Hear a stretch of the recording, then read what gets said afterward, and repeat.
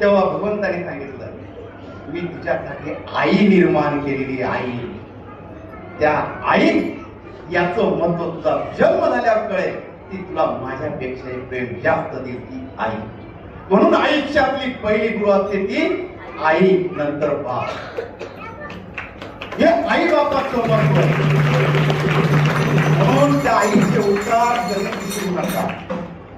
9 महिन्याची पोटामध्ये ठेवती ना, ज्या यातना सहन करतील त्या आईला जाऊन विचारा, त्या 9 महिन्याच्या यातना काय असतात. तुम्हाला जन्म देताना त्या यातना तुम्ही लक्षात घ्या.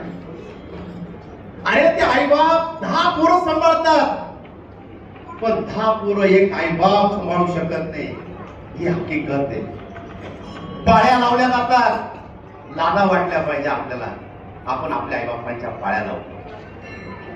ही शोकांतिका आहे आपल्या महाराष्ट्रातली, आपल्या भारतातली.